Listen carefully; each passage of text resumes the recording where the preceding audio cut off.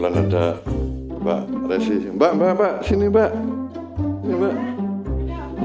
Mau kemana ini Bu? Taruh aja sini dulu. Ya.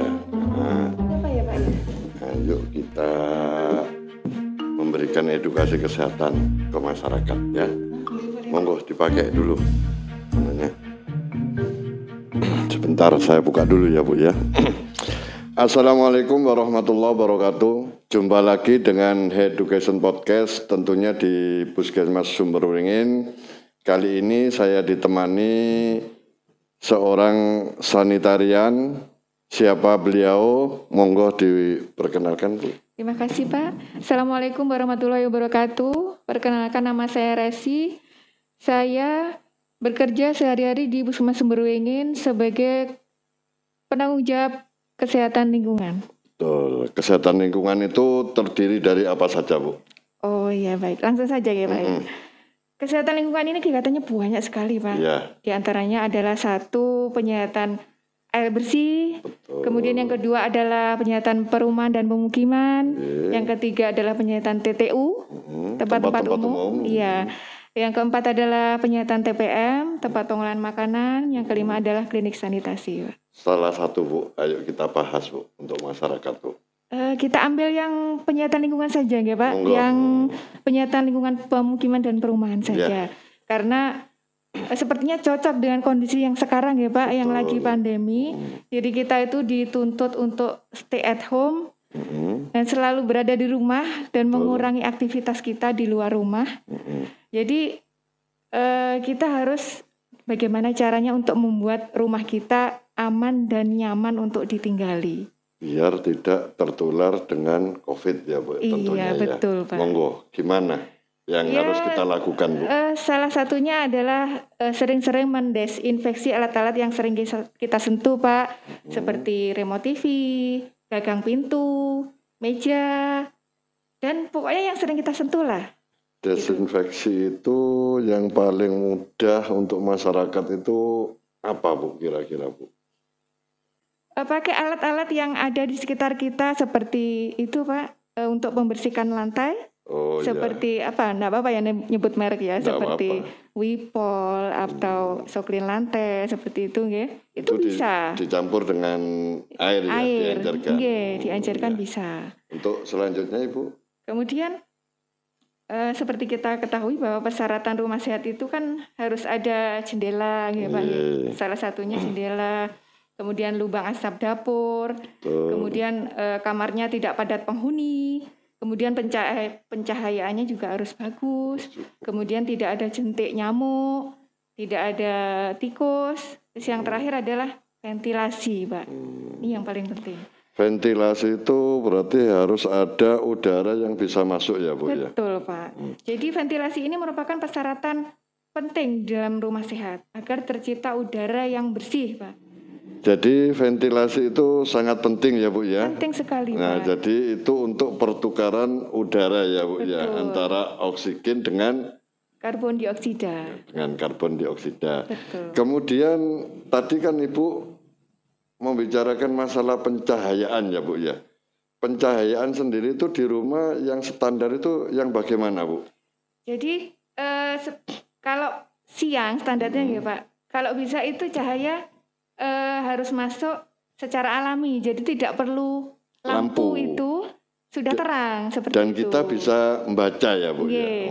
Terus kemudian selain itu pergantian udara tadi sangat penting ya. Mungkin misalnya semalaman mungkin suaminya itu perokok ya Pak, jadi udara yang kotor bisa jadi bersih seperti itu ya. Mungkin ibunya terus masak-masak bau asap dapur itu perlu diganti paginya, jadi jendela itu harus dibuka tiap hari. Nah, kemudian sebentar Bu, saya pesan kepada sahabat sehat. Sebaiknya untuk bapak-bapak yang perokok itu jangan merokok di dalam rumah. Betul. Jadi Pak. Kalau merokok harus di luar rumah. Apalagi punya bayi di dalam rumah, jadi ngerokoknya di luar saja. Rumah, ya. Monggo diteruskan Bu. Kemudian selain membuka jendela tadi Pak, ternyata ada cara mudah yang untuk mendukung agar udara ini tetap bersih di dalam rumah. Ya. Apa itu Bu? Ya, yang saya bawa tadi. Nah, Ini salah contohnya, satunya Pak. ini ya. Iya. Jadi istilahnya bunga-bunga untuk yang ada di dalam itu bisa juga Betul. ditaruh Ternyata di sana. selain indah dan membuat asri rumah kita, ternyata bunga-bunga ini mempunyai manfaat yang luar biasa ternyata, Pak. Contohnya ini, Pak. Nah, ini lili Paris ini namanya. Ini bisa membersihkan udara seperti asap rokok, seperti bekas-bekas cat. Biasanya kalau hari raya biasanya kan mempercantik dengan cat, ya bahan-bahan kimia dari cat itu bisa dibersihkan dengan tanaman ini, Pak. Jadi istilahnya itu untuk menyerap ya, Bu? Iya, betul, Pak. Kemudian ini juga lidah mertua. Iya. Nah, ini lidah mertua atau sansevieria. Ini juga sama, Pak. Ini apa? Sama dengan yang lili Paris. Sama juga menyerap racun. Terus ini bisa mengeluarkan oksigen di malam hari. Bagus berarti ini, Pak. Iya, bagus sekali. Selain, dan yang saya dengar itu juga untuk menetralisir radiasi komputer itu lagi ya, Bu, ya. Betul, Pak. Kemudian lidah buaya juga iya.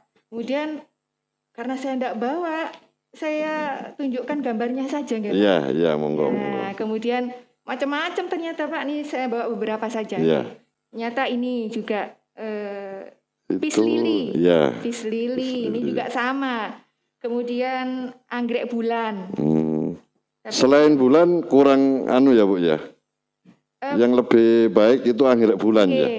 Kemudian ini bunga sepatu. Bunga sepatu. Bunga sepatu ini juga, Pak. Ini tanaman ini mengeluarkan pitosaid, senyawa antimikroba yang membuat udara sekitarnya itu lebih sehat dan bersih. Kemudian krisan. Krisan atau ya, Bu. Seruni ya, Pak, ya. Iya, seruni. Ya. Ini juga tapi kalau seruni ini untuk bisa membersihkan udara dalam rumah harus dibungakan dulu. Oh, bunganya berarti jadi terutama bunganya ya. Keluar dulu baru dimasukkan dalam rumah gitu. Jadi bunganya ini yang berfungsi untuk membersihkan udara. Iya. Kemudian yang terakhir adalah seri rezeki atau aglonema. Iya. Gitu. Sebenarnya banyak, Pak, tapi hanya beberapa ini saja yang saya istilahnya itu yang paling banyak di masyarakat ya, Bu. Betul, ya. Pak, Nah, jadi itu bisa selain untuk hiasan di luar rumah, juga bisa sebagian itu ditaruh di dalam sehingga udara pertukarannya itu akan lebih bagus. Betul, mungkin ada lagi yang mau disampaikan, Bu? Oh iya, ternyata untuk membersihkan udara itu tidak harus mahal ya, Pak. Ternyata dengan barang-barang yang ada di sekitar kita yang kemungkinan dulunya tidak pernah kita lirik sama sekali, seperti bunga-bunga ini, ternyata manfaatnya luar biasa. Sangat untuk bagus sekali.